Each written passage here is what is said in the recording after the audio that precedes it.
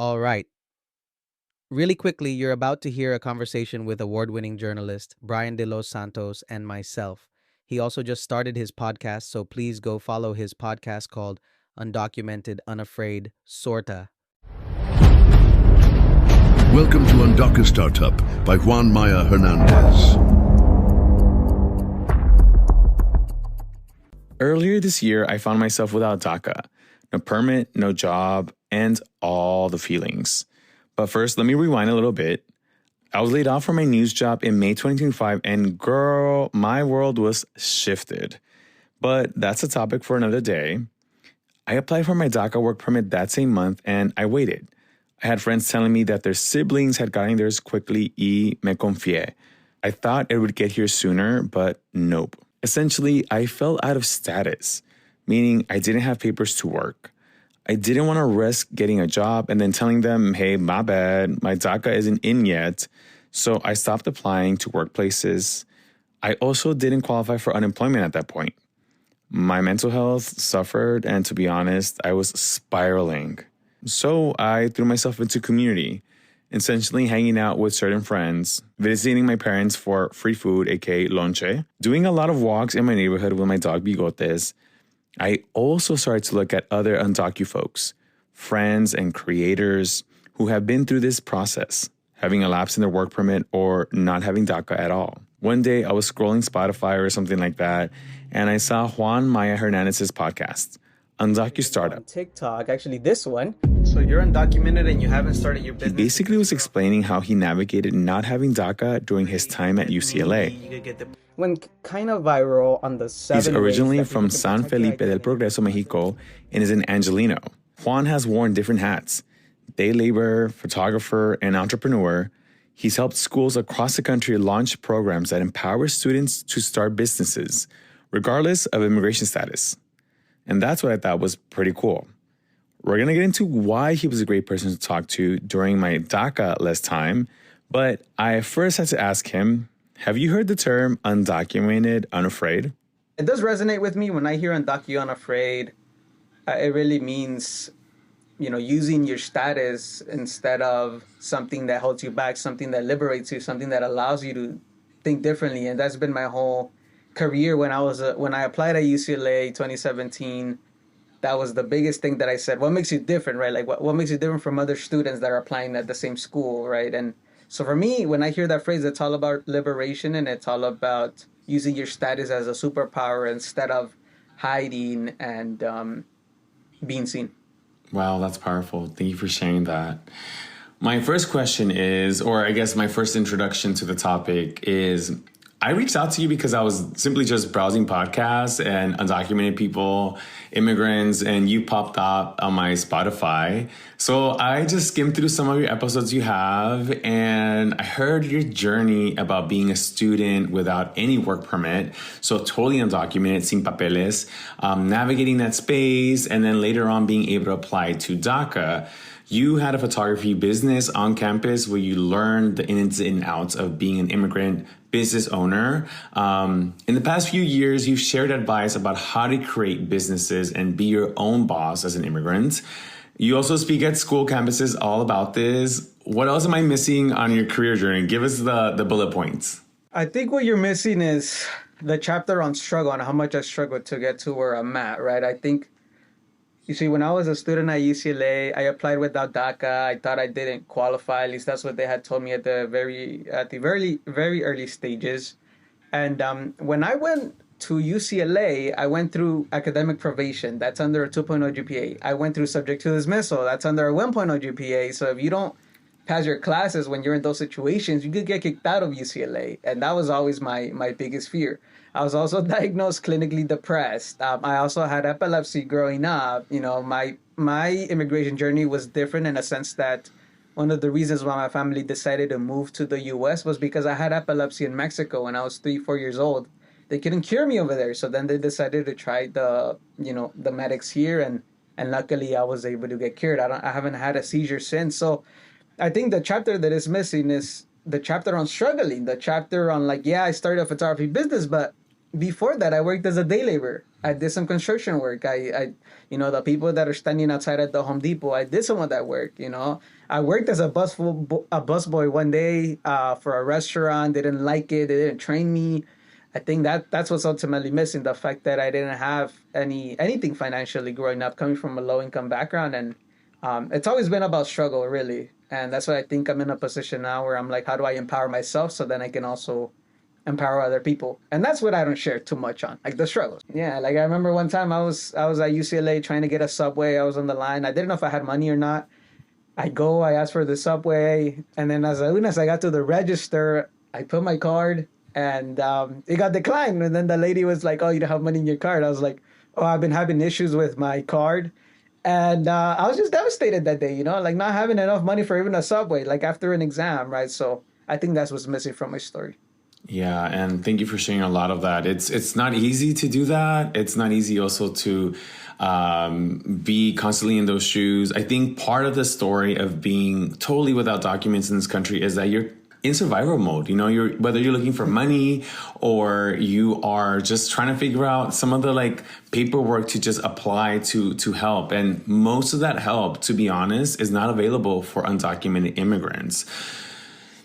If you could put yourself back in those shoes where you just keep going, what gave you fuerzas? What gave you strength in those hard moments?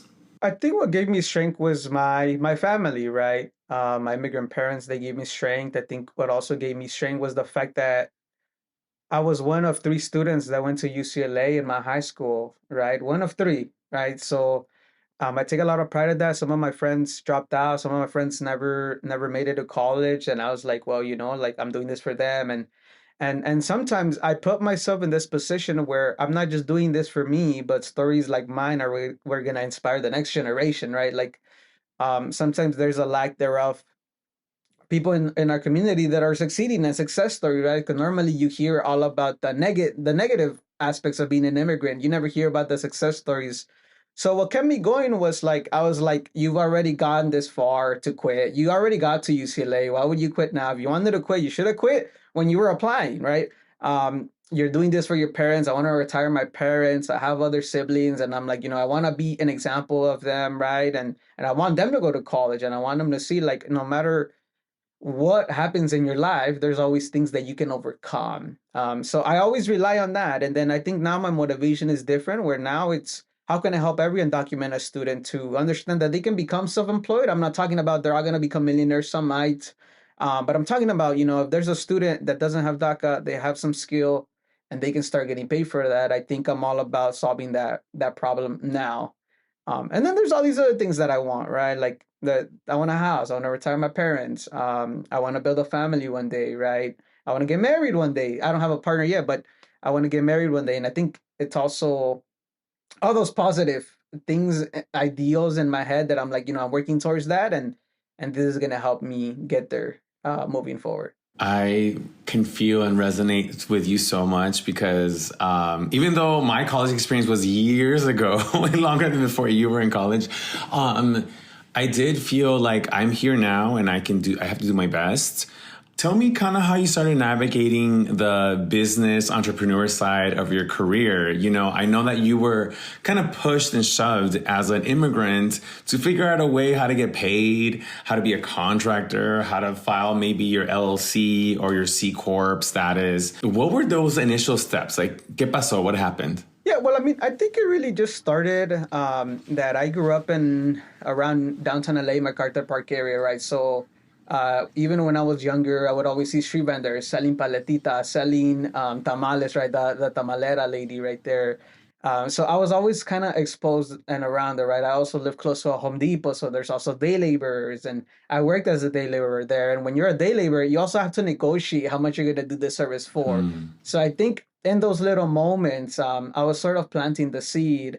And I remember when I was in high school, I applied to this scholarship and I said, I'm going to be a business owner and I'm going to do this.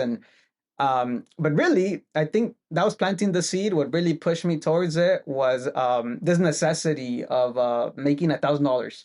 So I've talked about this in the past in some of my podcasts, but when I was in my first year going into my second year, I failed one of my physics class, and I had failed many other classes before.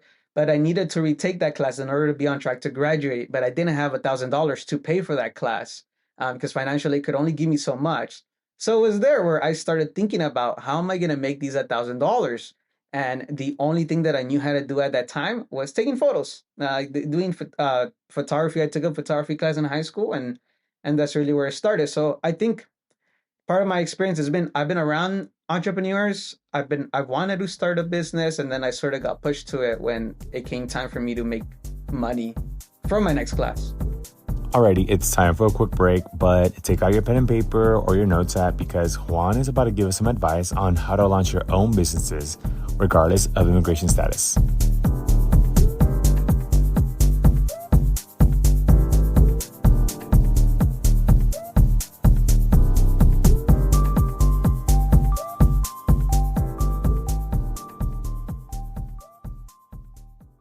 And here's the part of the conversation where I want to lean on you for some advice. Yeah. So we talked previously between you and I had a lapse in my DACA work permit, and I had never been there in my, how many years of DACA have I had? Over 10 years, over a decade of DACA. I was so scared because of the state of affairs in the summer here in Los Angeles and didn't know what to do. I mean, not having a valid work permit, I couldn't just go apply across the street at a restaurant, and just be like, hey, I need a job. I needed a current work permit. If I were in that space again, what were a couple of things, 2 or 3 things you would have done in order for me to find a contractor job or just find a working relationship with a business that I could do as someone without a work permit? Yeah, well, the first thing you have to understand is that even if you don't have a work permit, you can still start your own business. There's no law that prevents you from starting a business, whether or not you have a work authorization. So that's why undocumented people that have I-10 numbers, they can start a business, and some of them may not have work authorization. So in your case, even though you may not be able to apply to a job, you can still use your SSN to take on the contracts. And then I did write down 3 things. So obviously, you have experience as a journalist. You worked at Desert Sun Media Group. You work at LA Times. You work at LAist. So the first thing I would do is I would just look at what are all the skills that I have and which one do I enjoy and which one do I do the best at? Is it writing? Is it editing? Is it podcasting? Is it interviewing people? And the first thing I would do is I would just choose a service that you're confident with. So whatever that service is, right? So like I mentioned, if it's editing, if it's I don't know the ins and outs, but I'm sure that like there's certain skills that within journalism that you might be better at than others, right? So I would pick one. From there, I would create a simple portfolio, a simple website, right? You already have credibility that a lot of people take years to develop. Because you already have that credibility, just include testimonials, get testimonials from people, put that on a website. That would be your first step. So choose one service, put it on your website. The second step I would do is I would choose a price for a freelance gig or a contract role that makes you slightly uncomfortable, right? Now, what do I mean? So most of the people undercharge because they're not confident or whatever. I say overcharge because you're not confident or whatever, right? So what I mean, let's say you come up with a contract piece and there's writing you need to get done, and initially in your head you're like, you know what, I want to do this for 600, right? So then you ask yourself, what would be slightly uncomfortable for me to ask, right? As I'm starting this out. So then maybe you say, you know what, I'm going to choose $1,000. So then you're not the person that when you start doing these services, then you go with, I'm going to charge $1,000, and it's going to feel uncomfortable. It's going to feel uneasy, and you're going to get a lot of no's. Mm-hmm. But realistically, if you think about it like this, the first yes that you get is going to be double than if you were, it would be double the amount of work that you did with just one gig instead of charging $500, $600. So choose the price that kind of feels uncomfortable for you, and be okay with that uncertain period. Because at the end of the day, let's say you go 3 months without making any money, but you get 3 $1,000 clients, right? You'll make $3,000. That is easily 6 times the amount that you initially had. So that would be the second thing. Choose a price that makes you uncomfortable, slightly uncomfortable. And then the third step, which is the one I would say the easiest, because you already have some following, you already have credibility, is let people know about your service. So I would text every single person I work with, hey, do you know of somebody looking for this? Here's my website, my services. I'm doing this consulting. I'm doing this service. And you might be wondering, who do I reach out to? Well, you have around 4,000 followers on Instagram. You have, I don't know how many followers you have on LinkedIn, but you have LinkedIn, you have Instagram. If you have a TikTok, you have followers there. You have on your phone contacts. How many people on your phone contacts? Maybe 100, maybe 200. 1,000 You put something. all of those. Yeah, exactly. Right. That's 1,000. That's 4,000. That's maybe 1,000 on LinkedIn. That's 6,000 people. And you're not even including emails, right? You might have 1,000 email conversations. That's 6,000 people that you can contact today, right? So you just let them know. Just be like, hey, I launched this. Would you be interested in this? And that should get you where you need to be. But it's all about volume. The more, the better. But that's what I would do. So I'll just recap really quickly so you can have it. Step number 1, just choose a service you're confident in. Build a small portfolio. With AI, you could do this really quickly. Step number 2 is choose a price that makes you slightly uncomfortable. So like that, you're not undercharging. And then step number 3 is let people know about your service through all the channels that you know. If you want to make a piece of content that can reach multiple people, do so. Be like, hey, I'm Brian. I work for X amount of things, credibility, and now I'm doing my service. Who's interested? And boom, and you'll find somebody. We reach out to a lot of people.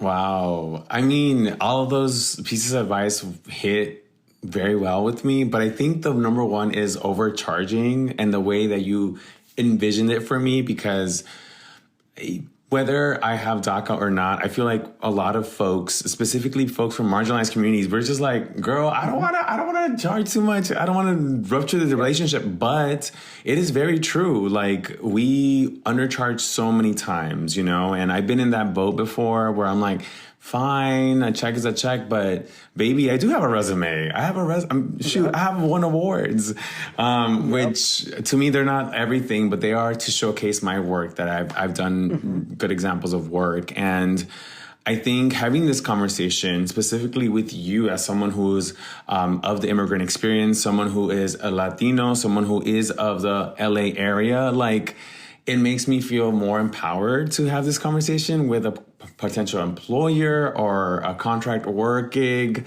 because let's be honest, even though money's not everything, money helps a lot, right? So, yeah, money's power. Yeah. What would you give advice to folks who are at different steps in their immigrant journey? Like when it comes to like finding their footing, maybe it's a career inspiration. I'm going to reference a book that I've been reading nonstop every time I go to the gym. It's the 38 letters of J.D. Rockefeller to his son. So J.D. Rockefeller was the first billionaire in the whole U.S. He was like the owner of the oil industry.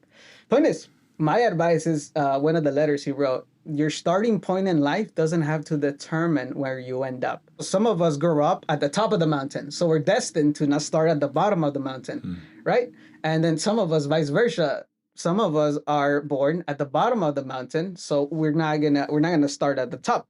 Ultimately, what he's trying to say is that no matter where you're starting, there's always things you can do to change your current situation. It doesn't have to be this way. Look, and if you look at different examples within the undocumented community, I've seen people that they go to Canada, they get citizenship, right? They took control over that, right? That's one pathway. I've seen people, one of my friends that was fully undocumented, she recently got engaged to her fiance. So now she's going to be able to fix up her status, right? So like, again, there's always things we can do. And it doesn't mean just because we start at a certain place, it doesn't mean that that's where we're going to end up. There's always choices we can make.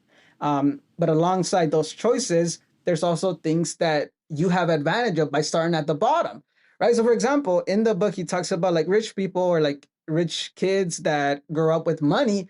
They're not going to struggle with eating. They're not going to have that hunger as somebody going to the top, somebody that has dealt with not having money, somebody that has dealt with not having work authorization. Right. So I would say there's always advantages with where you're at. And as long as you see them and as long as you're able to make choices that you think are going to take you there, the world is your oyster. There's really nothing that you can't do, so I'll leave it there.